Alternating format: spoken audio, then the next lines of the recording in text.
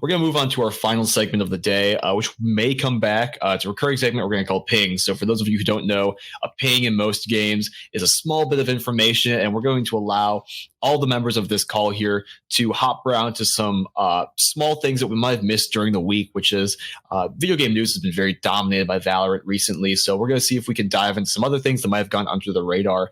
And I'll start first. To stay at least on the Riot train, Riot has acquired Hypixel, which is another game development studio. They're known kind of for their blocky art style and development, very similar to Minecraft-esque.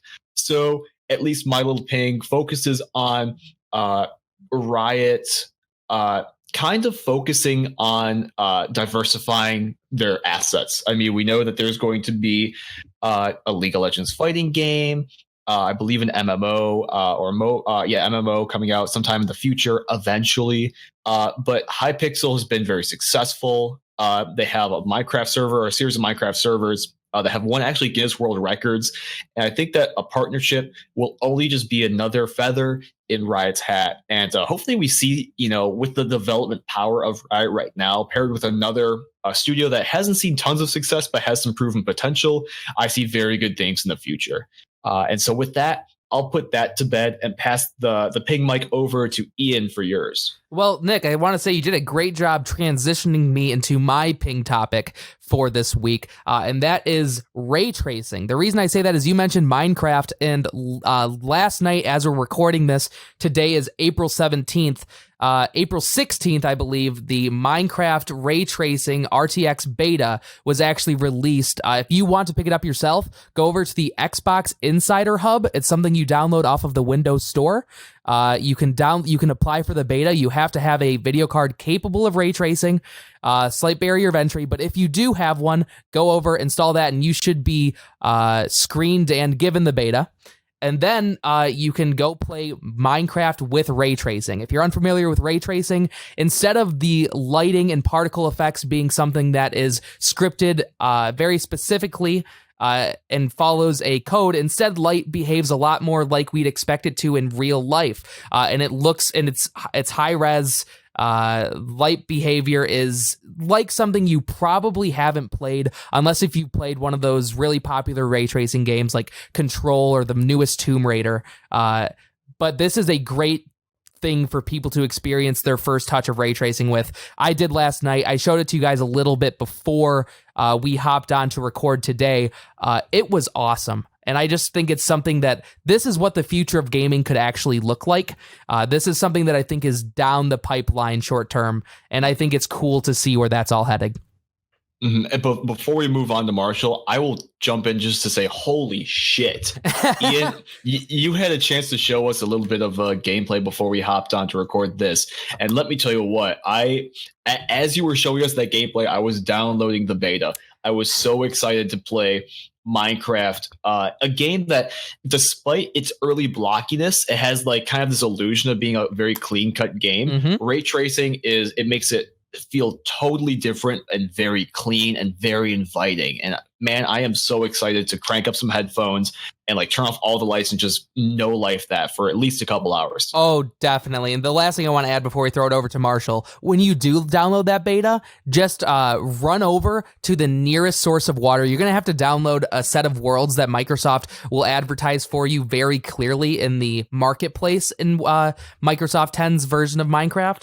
But once you get in there, just run to your nearest source of water. Just do it. Just trust me.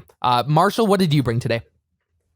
So I wanted to bring up the fact that TSM has dropped their Rocket League team, and we have seen a lot of the big, what we consider like tier 1 North American teams, specifically Cloud9 and TSM, TSM actually playing in EU, really struggle in Rocket League recently.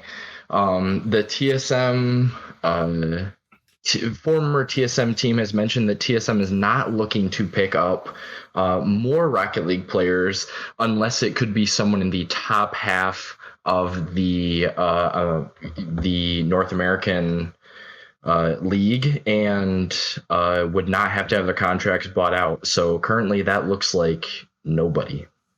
Mm-hmm. And Marshall, I know that we had you pick up this ping too, because Rocket League very near and dear to your heart. What do you think this says about the scene as a whole? It's really hard to say. I've wondered for a there's a lot of things we've wondered about Rocket League for a long time. Will they go free to play? Will they franchise? Lots of things, but they just seem to be good with how Rocket League is right now. And there's a lot of smaller organizations that, and bigger ones too, that are making a good name for themselves. It just seems like it's going to keep operating in its current state. Well, I mean, I only hope the best for Rocket League. It's a diehard community, and I think that it's relatively robust. But I will say, moving on to the last ping of the day, brought to you by yours truly.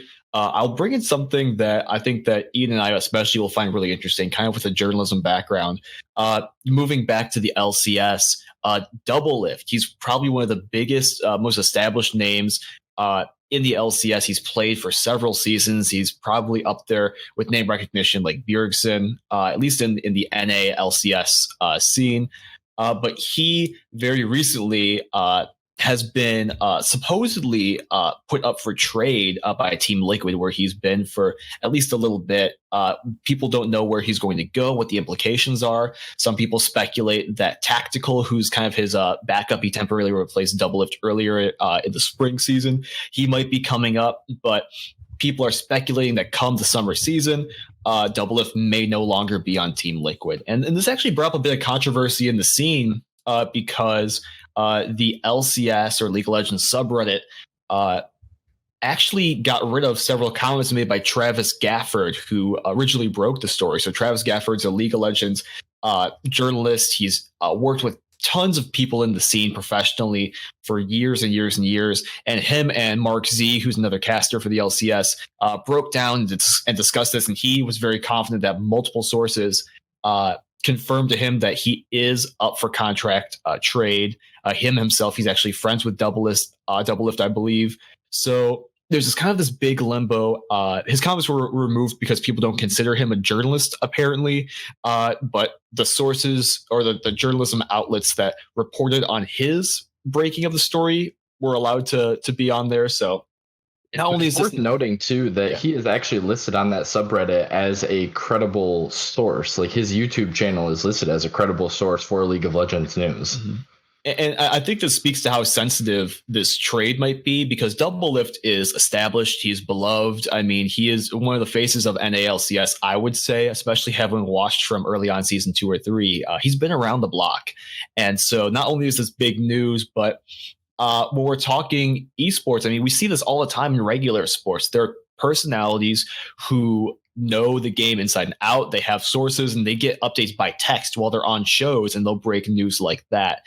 But Travis is doing so right now, and he is not being treated like a credible source, which is somewhat concerning. But I mean, we'll have to see. I think these are just growing pains that esports as a whole, LCS included, will have to go through as we move on to serious reporting on the topic.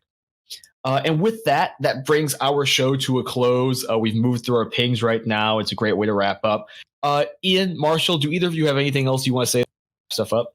Yes, I want to say to you, Nick, I hope so badly that you get your Valorant key this week. If I have to come on here next week and hear you again admit to the public that you have yet to get a key, I will be saddened. So if anybody from Riot is listening, if Jeff Bezos or anybody over at Twitch is listening, get this man a key. Get this man a key. That's all I need.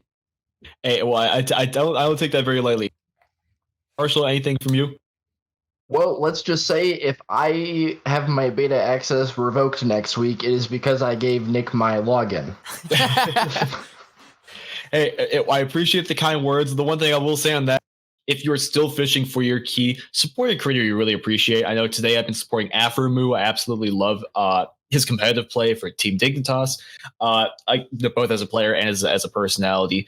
I was supporting Rivington earlier as well. Pick a creator that you're fine with, whether they be, people who attract tens of thousands of viewers, or someone who attracts, 50 viewers, because every streamer who has the game can now drop keys. Do something good for the community. Pick out someone you're very comfortable with. And with that, my final PSA out of the way. Thank you all for listening to another episode of Reconnecting. I am Nick Moore Chowda along with Ian and Marshall.